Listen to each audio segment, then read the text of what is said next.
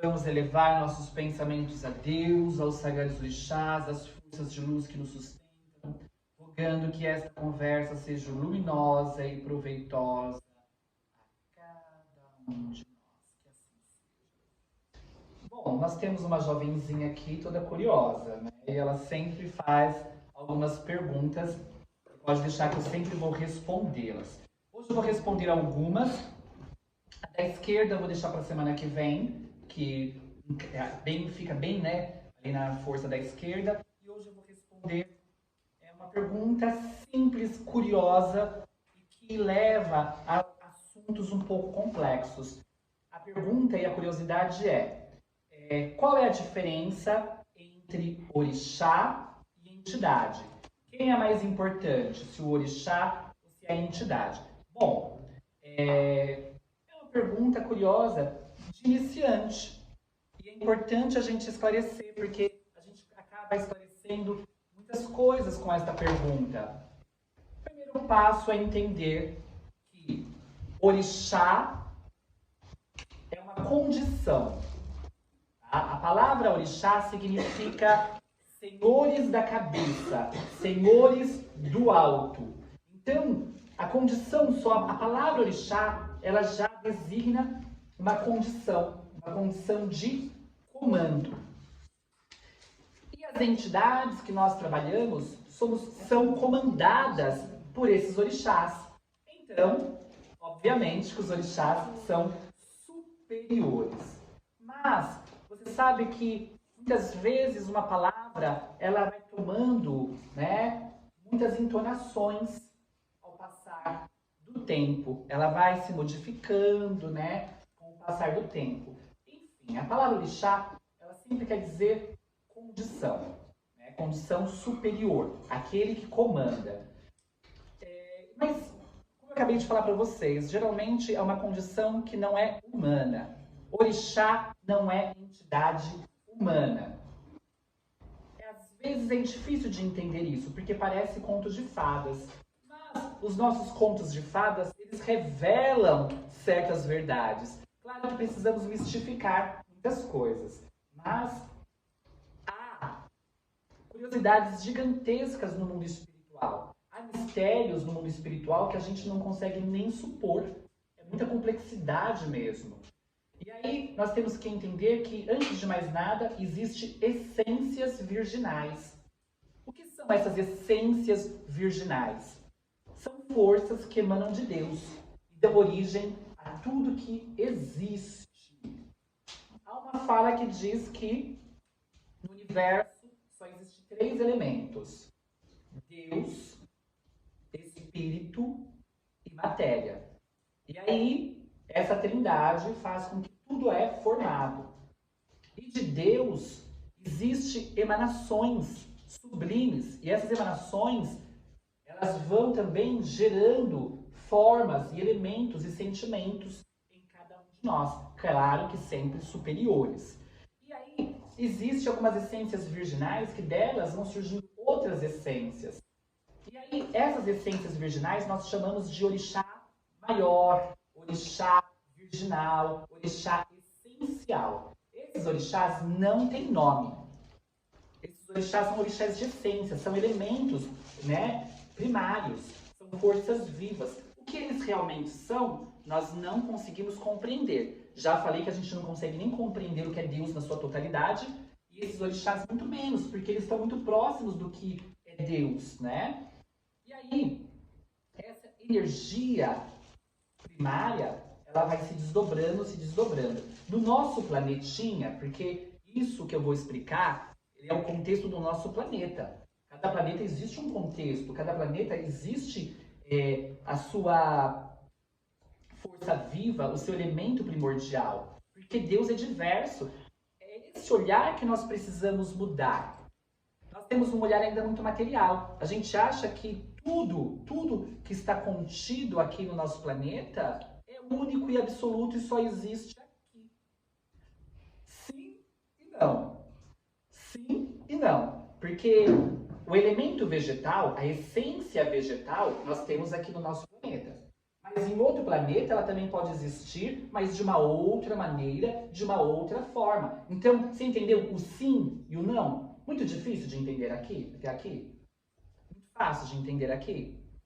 E aí, dentro do nosso planeta, esses elementos, essas essências primárias, elas vão tomando sua forma, né, cabível de vida que aqui vai ser desenvolvido. Porque para cada planeta existe um objetivo. Nós também temos que entender isso. E nós não somos o absoluto, nós não somos o umbigo do universo. Antes do nosso planeta, outros planetas já existiram e já deixaram de existir. Porque a questão material ela é muito, muito breve. Por mais que nosso planeta tenha bilhões e bilhões de vida, uma hora ele acaba. E a ciência mostra assim, uma hora o nosso sistema solar ele vai ser consumido. É natural. Por isso que nós temos que espiritualizar a nossa visão. A gente fala muito de fim do mundo, né? Eu lembro daquela novela, O Fim do Mundo. Quem me lembra? Gente, eu acho que eu sou velha, hein? Quem lembra aqui da novela O Fim do Mundo? Alguém lembra? Vocês estão velhos também, viu?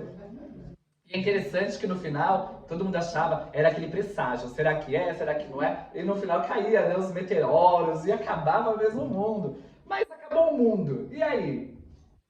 Há uma fala dos espíritos que diz assim, não importa se o homem desenvolver a bomba atômica, bom, na verdade já está desenvolvido, né? Não é essa fala. Mas não importa que o homem utilize a bomba atômica para destruir o nosso planeta, não importa.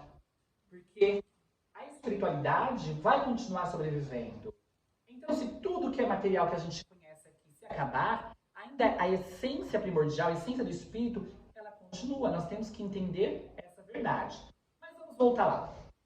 Quando a gente fala de Emanjá, Ogum, Oxum, Oxumaré, Xangô, Oxóssi, quando a gente fala desses orixás que já possuem nome, esses orixás eles já estão mais próximos do nosso planeta Terra. Já não são mais essas essências virginais. São orixás que se desdobraram em desenvolvimento do nosso planeta. Mas são forças vivas e sustentadoras da natureza espiritual e física. E esses orixás, eles sustentam todo um panteão de luz e de força. Aí tem o orixá que nós incorporamos, aqui no terreiro. Tem Ogum, Beramar, Ogum Sete Ondas, né? Inhansã Inhansã das Tempestades, Inhansã dos Raios, e assim, são nomes simbólicos.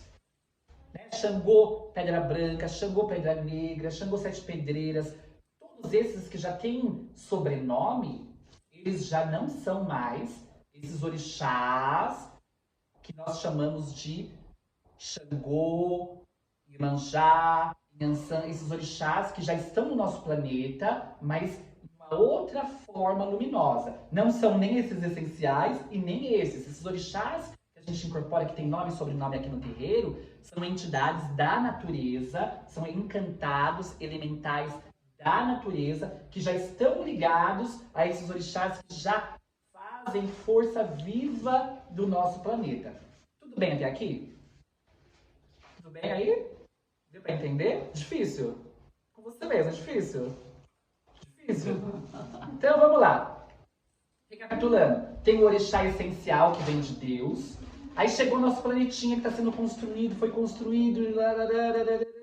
Tem os orixás sustentadores da natureza. Esses orixás sustentadores da natureza já não são mais esses essenciais. São forças vivas do nosso planeta.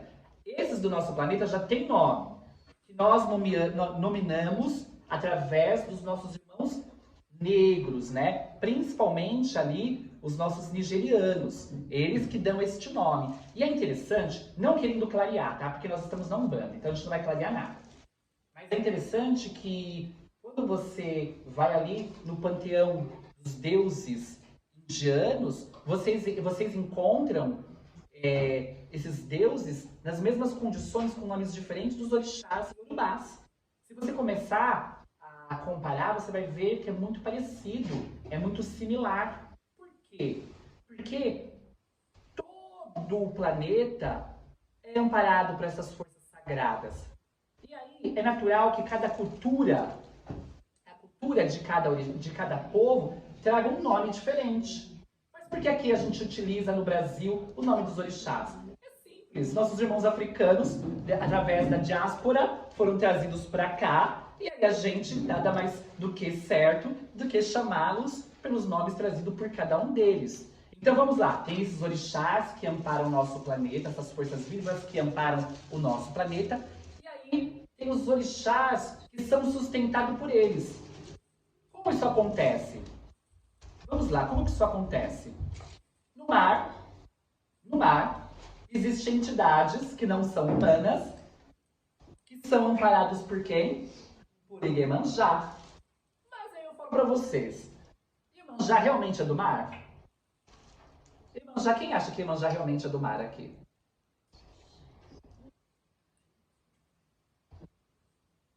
O que significa a doce Adoiabá, que é a saudação de Mãe Iemanjá? Senhora das grandes águas, fartas de peixe, Senhora dos grandes rios. Na verdade, em Nigéria, o ponto da Mãe Iemanjá é num grande rio, não é no mar. Mas existe uma lenda de Iemanjá, existe uma lenda, vamos assim, pegar bem rápido. Qualquer hora, quando for no dia 2 de fevereiro, a gente fala mais sobre Iemanjá. Mas existe uma lenda de Iemanjá, que era assim a senhora deste rio, e ela se casa, né? E ela tem grandes seios fartos. Essa Iemanjá branquinha que tem lá na Praia Grande, gente, pelo amor de Deus, eu não sei nem o que ela tá fazendo de branca lá. Quanto mais com aquele corpo esguio. Inclusive, a Iemanjá que nós temos aqui no nosso altar, ela é negra. Só que ela é magrinha, dos seios bem pequenininhos, já tá errado. Porque Iemanjá, pelas lendas, ela é senhora de seios fartos. E isso tem um grande significado, porque ela é força viva que alimenta. Então, os seios, ela tem esse simbolismo, esse arquétipo. Então, quando vocês forem na Praia Grande, gente, pelo amor de Deus, aquela Iemanjá não sei nem o que ela tá fazendo lá. Mas tudo bem, né? É essa questão do clareamento, essa questão do preconceito que precisamos sim levantar. Eu não sou essas ativistas, vocês conhecem, sabe, extremistas. Mas o que é certo é preciso falar. E aí existe essa lenda que ela se casa com esse novo marido, mas uma das condições é esse marido não rir da condição dos seios dela. E no final, um dia ele bebe, faz umas piadas e ela sai alvoroçada. E aí ele tenta prendê-la. Na hora que ele tenta prendê-la, ela toma uma poção que ela tinha ganhado. Estou resumindo o conto. E aí, quando ela toma essa poção, ela vira um grande rio. E esse rio vai direto para onde? Para o mar. Então, aí é onde ela toma realmente o mar como sua morada. E há outro conto também mais recente no Brasil, que como não se tinha esse grande rio para cultuá-la, e um dia ali na Bahia, os peixes estavam ficando escassos, os pescadores fazem, né, uma oferenda para Iemanjá e os peixes voltam. Então, dali em diante, começam as homenagens dela no mar. Então, tem esses dois contos, tá? Mas nós temos que entender que as lendas, elas servem para a gente entender o lado mais humano dessas forças.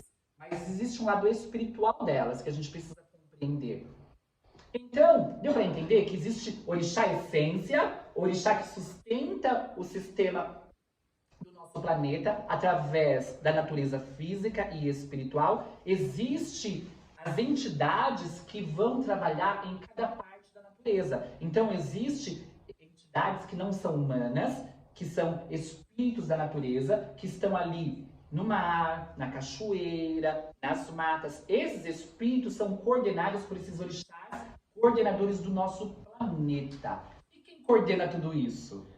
Bom, dentro das matrizes africanas, se pegou um pouco de ranço, isso é verdade, precisamos conversar sobre isso. Dentro das religiões de matrizes africanas e algumas outras, pegou-se um pouco de ranço de Jesus. Sim, mas não por causa de Jesus, por causa dos seguidores de Jesus. Então, quando você fala um pouco de Jesus, dentro, às vezes, de matrizes africanas, dentro da Umbanda, alguns médiums, e principalmente os mais novinhos, que são tão ativistas, né, que querem, né, ser ativista, falam assim, ai não, mas Jesus, olha o que os cristãos fazem. Os cristãos fizeram a diáspora. Né? O que é a diáspora? É retirar um povo do seu habitat natural de forma abrupta e trazer para um outro local, né, de forma cativa. Isso é uma diáspora e faz com que toda uma cultura seja modificada. Então, quem fez isso? Os cristãos. Tanto é que existe retratos de escravos, né, no chão, com uma pessoa segurando uma Bíblia. E vamos além, vamos além. Nós vamos lembrar agora de Gandhi, que não tem nada a ver com essa diáspora africana. Vamos lembrar de Gandhi na Índia, passando por uma calçada, lembrando que durante muitos anos a Índia, ela foi colonizada pela Inglaterra. A Inglaterra é o quê? Cristã. E aí, Gandhi passando por um soldado inglês, não atravessa a rua. Acaba não atravessando a rua, continua na mesma calçada. O que esse guarda inglês fez? Deu um soco na cara de Gandhi. E Gandhi não era cristão. Vocês sabem que Gandhi, ele era hinduísta. E aí Gandhi levanta do chão e pede desculpa ainda para esse soldado. E esse soldado responde o que para Gandhi? Com quem você aprendeu a ser tão covarde assim? Porque Gandhi se levanta e ainda pede desculpa pelo soco levado. E Gandhi responde: eu aprendi com o mestre que foi pregado neste símbolo que está no seu peito. Era um crucifixo que o guarda cristão inglês estava levando. Então você pense. E ainda mais, Gandhi dizia o quê?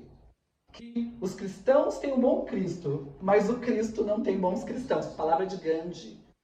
Então, quando a gente às vezes fala de Jesus, infelizmente, há um pouco deste ranço por causa dos cristãos. Mas nós devemos lembrar que Jesus já havia dito que muitos se levantariam no nome dele de forma deturpada, os falsos profetas.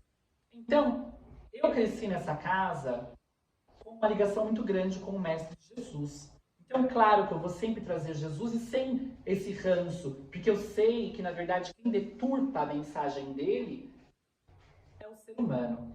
Mas, como eu falei, quem coordena tudo isso? Quem coordena cada planeta são espíritos numa condição que a gente chama de crísticos. Mas, para não ficarem torcendo muito o nariz, vamos dizer que são avatares maiores. E há espíritos que chamam realmente esses grandes mestres de avatares, porque são avatares da humanidade. Então, existe uma força que coordena toda essa movimentação, a movimentação dessas essências de vidas, desses orixás que sustentam o nosso planeta e desses orixás que estão ali, dessas forças, desses encantados da natureza. Então existe alguém, existe uma força viva que ajuda a coordenar tudo isso. São esses avatares que são superior a espírito puro. Eles são superiores, são forças vivas e todos nós estamos sobre esta caminhada. Todos nós estamos sobre esta caminhada. Nós estamos em reforma. Vocês vão ver que logo mais nosso congá vai ficar pronto. Nosso congá vai ser todo negro. Nós não vamos fazer aqui sincretismo com a Igreja Católica. Nosso congá é todo negro, mas no meio tem a figura de Jesus. Vai ter o Oxalá acima de Jesus, representando essa força viva, essa essência viva. E Jesus vai estar embaixo, moreninho, tá? Porque eu gosto de um Jesus moreninho. Né? Nada de olho verde. Vai ter Jesus. E o que Jesus vai estar ali representando? A nossa caminhada. A nossa caminhada, a nossa trilha sagrada. Porque nós todos vamos chegar nessa condição de avatares. E nós vamos estar manipulando essas energias em construções de outro planeta. Ou fazendo algo semelhante, porque nem todo mundo vai ter o mesmo destino, porque cada um vai ser desenvolvido para uma função universal. Mas até aqui deu para entender as condições de orixá e de entidade? As entidades somos nós, humanos, né? São as entidades da direita, caboclo, preto velho. Essas entidades são humanos, já têm condições humanas, passaram pela Terra. E eles estão ligados aos orixás. Esses orixás já que coordenam o nosso planeta. E aí essas entidades da natureza que a gente traz aqui no nosso terreiro, hoje, por exemplo, nós vamos trazer o Mulu. Então, esse Omulu é uma entidade da natureza que está ligado ao elemento terra, telúrico, a força viva da terra. Ai, mas como eles são? Ai, será que existe mesmo? Gente, essas entidades, elas são conhecidas desde que o mundo é mundo. Né? Até mesmo Kardec fala sobre eles, são seres da natureza. Chico também, não que nos importe, porque não somos kardecistas. Né? Porque senão a gente entra naquele mérito de ter que ficar se comparando a outras religiões. A Umbanda, ela tem uma doutrina muito, muito bem definida. Mas só por questão de mostrar que não somos nós apenas que temos esse olhar. Né? Uma vez perguntaram para Divaldo Pereira Franco, por que o Espiritismo não fala sobre os orixás? Divaldo deu uma resposta, porque você sabe quando ele quer, né? Ele dá umas respostas assim, e tá certo. Divaldo respondeu, porque não é uma condição do Espiritismo. É uma condição das matrizes africanas. Eles vieram para isso. O problema, sabe qual é? É o nosso olhar ainda assim, restrito. Porque a gente não entende que cada religião tem uma função no nosso planeta. E somos diversos. Paulo já dizia isso. Somos membros de um mesmo corpo. Nós, humanos, que não entendemos isso. A gente tem a ideia de que quando o mundo evoluir, a ideia do cristão é, quando o mundo evoluir, todo mundo vira cristão, quem não é cristão vai para o inferno e o resto é arrebatado. Existe o arrebatamento, então vai ser no plano espiritual, ou existe o paraíso aqui na Terra. Mas a questão é, se você não é cristão, você vai para o inferno. O hinduísta também, né? Somente os deuses vão trabalhar em função do mundo. E aí, para o espiritismo também. Porque o espírita acabou também deturpando a sua ideia. Porque como nós somos os mesmos do passado, a gente traz vícios para a religião nova. Então, para muitos espíritas, para muitos dos nossos irmãos espíritas, não todos, mas para muitos dos espíritas, que também acabaram deturpando a ideia do espiritismo, todo mundo vai se tornar espírita. E aí eu falo, qual é a religião que vai se fixar na Terra quando passarmos para um mundo de regeneração? Todas. Todas. A única questão é que nós vamos mudar nosso olhar. Todo mundo vai ter uma visão mais espiritual. Mas todas, cada uma com a sua função, cada um com o seu destino. Porque é assim que funciona. E a Umbanda e as religiões de matrizes africanas têm o ideal e a função de trazer a ligação com essas forças da natureza. Porque se a natureza acaba, o planeta acaba. Então, quer dizer, não somos importantes? Somos de suma importância. Agora, somos melhores do que o outro? Não somos, apenas diferentes. Somos apenas diferentes.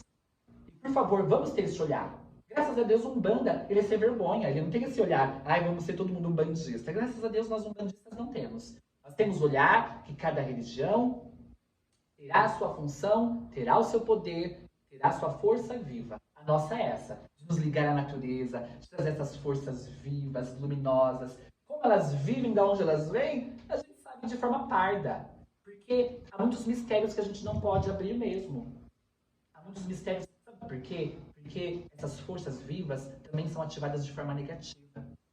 Então, a gente precisa ter muito cuidado, a espiritualidade tem muito cuidado. Deu para entender? Deu para entender que as entidades que a gente, os orixás que a gente incorpora, entre aspas, né, que nos envolvem mediunicamente, são diferentes das entidades que a gente trabalha. Só que eles têm uma função um pouco mais importante, porque eles são sustentadores. Eles são forças vivas. Nossos guias trabalham para eles. Os nossos guias trabalham para eles. Que horas são? Só vou alongar mais uma coisinha. É interessante quando eu falei que às vezes você pega a palavra e a modifica. Se você pega no livro do Leal de Souza, o primeiro livro que a gente encontra com a palavra Umbanda Religião, tá? Nós temos que entender isso. Porque hoje há uma briga muito grande da Umbanda. Está tendo uma briga gigante dentro da Umbanda.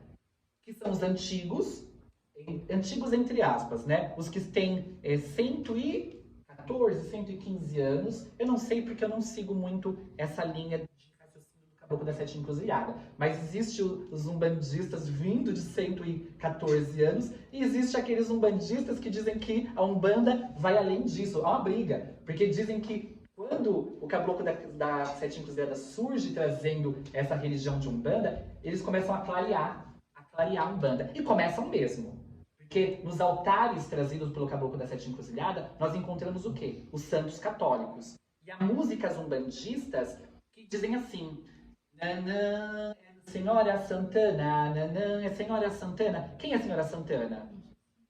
A mãe de Maria. Há músicas que dizem, Obaluaê é São Lázaro. Tem muitas músicas que fazem essa comparação. Quem tá de ronda é São Jorge, deixa São Jorge rondar. É São Jorge guerreiro é que manda na terra e que manda no mar. Então, começam a pegar os santos católicos e colocar como orixá. A minha avó, que dirigiu esta casa durante anos, essa casa tem mais de 50 anos. A minha avó, ela acha até hoje que Xangô é São Jerônimo. E ela dizia assim pra mim, ai filha, e acho que tá errado. Eu acho que, na verdade, Xangô é Moisés. Porque ele traz os 10 mandamentos, ele traz a justiça. Então, Xangô é Moisés.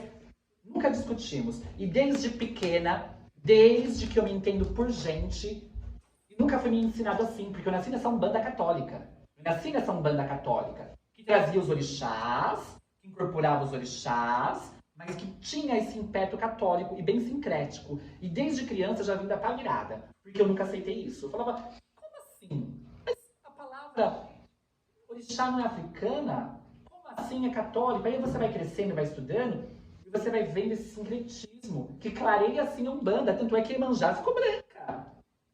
Então assim, mas a gente só utiliza a palavra. A gente só utiliza a palavra. Se utiliza a palavra, você se cubra da carapuça.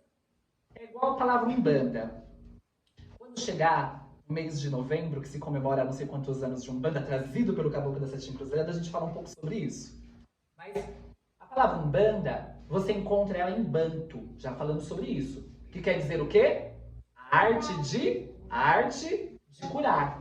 Só que aí, quando você fala sobre Léo de Souza nesse primeiro livro que eu estava falando, você já encontra a palavra Umbanda ali como religião. Até então, você de fato não encontrava a palavra de Umbanda como religião, apenas como menção curandeira dentro de rituais do povo banto. E aí, eles explicam que tem um tal de orixá malé. Aí é que a gente entra com as mudanças que a palavra vai tendo. Esse orixá malé, que foi incorporado pelo Zélio Fernandino de Moraes, que incorporou o Caboclo da Sete Encruzilhadas, que trouxe, né, esses 100 e poucos anos desta Umbanda, esse orixá malé, ele chega depois de 3, 4 anos que o Zélio já trabalhava com o Caboclo da Sete Encruzilhadas e com o pai Antônio. E esse orixá malé, eles dizem que é uma entidade humana, tá? Não é orixá da natureza, é uma entidade humana muçulmano-malaio. E esse muçulmano malaio, ele traz muita magia. Porque os muçulmanos malaios, existe uma história dos malaios, os malaios são muito magistas mesmo, magistas. Tem poderes magistas. E ele é muçulmano, então quer dizer, nem cristão ele é. E aí o Léo de Souza chama ele de orixá, orixá malé. E chama outro, e ele fala, Léo de Souza, que na vida dele só conheceu 2 orixás. Um de Ogum, porque, olha que interessante, orixá malé já vem dizendo que ele é da corrente de Ogum. Que loucura! E o Caboclo das Sete Encruzilhadas de quem? De Oxóssi. Lembrando que o Caboclo das Sete Encruzilhadas se apresenta como Frei Maragridas, um Frei católico. Por isso que eu acho que ele montou o congá dele de forma católica. E a primeira tenda que ele abre se chama Nossa Senhora da Piedade. E se você pesquisa a vida do Caboclo do Frei Maragrida, ele é devoto de quem? De Nossa Senhora. Então você vê que a Umbanda trazida pelo Zélio Fernandino de Moraes é uma Umbanda também muito católica. Lá não desce orixá. Lá não desce. Lá só as entidades, só os falangeiros dessas entidades. E aí, para que eu quero chamar a atenção? Para essa mudança de nome. Então ele chama de orixá malé uma entidade humana, que foi muito boa sim. Hoje o Amaci que nós temos, muitos rituais que nós temos da Umbanda, foi trazido pelo orixá malé. Não estamos aqui, gente, deturpando a imagem do Zélio Fernandino de Moraes. Mas também não podemos nos comparar. Lá eles não trabalham com a esquerda. A esquerda não dá consulta. Aqui nós damos. Lá eles não tocam atabaque. Aqui a gente toca. Lá eles não trabalham com orixá. Aqui a gente trabalha. E a minha avó, só essa casa, gente, tem mais de 50 anos de gira. Então, quer dizer, é uma coisa já trazida. Porque nós trazemos ligações com as macumbas cariocas. Com essa energia banto. E muitas casas trazem essa energia banto, por isso a discussão de que a Umbanda, na verdade, não foi trazida de fato pelo caboclo da Sete Encruzilhada. Tanto é que o nome Umbanda surge depois de muitos anos. Em homenagem a quem? Dizem eles que em homenagem ao Orixá Malé. Por quê? Porque eles colocaram o nome assim, porque o Espiritismo começou a brigar com a Umbanda, e essa briga existiu mesmo, até na federação. Porque no início se chamava Espiritismo de Mesa, Espiritismo de alguma coisa, e depois ficou Espiritismo de Umbanda. Por que Umbanda? Como começou a ter essa confusão? Porque os kardecismos não aceitavam que aquilo se chamava Espiritismo, e tinha vela, tinha aquilo tudo. Então eles precisavam de um nome. E aí eles pensaram num nome, aí eles colocaram assim, olha, vamos fazer uma homenagem ao Orixá Malé. Vamos colocar Aum de Deus, porque os malaios, né, os muçulmanos, né, tem Aum de Deus, Aum, Alá, Aum, Banda de Deus. E na verdade no início era Alá, Alá de Deus, Banda, a banda de Deus. Então dizem que no nome, primeiro nome era Alá, Banda. Depois não gostaram muito, colocaram a Umbanda. E no final ficou Umbanda. Só que esse nome já existia em Banto, né, gente? E aí você pega um nome que já existia em Banto e pega outros nomes também que existem em Banto, por exemplo, lá eles chamam de Cambone, os auxiliares. Cambone, gente, é um nome Banto. Ah, mas os pretos velhos, eles chamavam assim, porque na outra vida eles tinham esse costume. Olha, se você quiser trazer uma religião não muito africana, então não se ligue a ela. Essa confusão que trouxeram realmente através do caboclo da Sete Encruzilhada é complicado. Você não quer ter ligação com a África? Então dê nomes que tem essa ligação. Então essa movimentação atual, né, de trazer esse resgate africano, eu acho de bom tom. E a nossa Umbanda aqui não tem ligação nenhuma com o caboclo da Sete Encruzilhada. A não ser algumas falas de humildade, amor e caridade, fazer só o bem. Porque a gente não vai ser tolos de entender que antes do caboclo da Sete Encruzilhada, nas macumbas cariocas, provindas do povo banto, se fazia de tudo, tá? Se fazia o bem, se fazia o mal, porque era cultural deles, você pedia, se fazia. Então, com a vinda do caboclo da Sete Encruzilhada, houve essa quebra.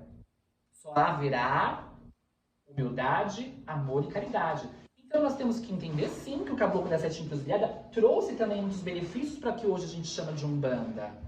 Então cada um tem a sua colaboração. Mas hoje, na maioria dos terreiros, a gente não encontra o formato do caboclo da Sete Encruzilhada. Lá não se pode nem bater palma. Só se canta os pontos, não pode nem bater palma. Não tem curimba. Deus me livre. Onde eu vou colocar meus meninos? Deu para entender? Muito complexo, muito assunto. Mas na Umbanda é assim. Na Umbanda é exatamente assim.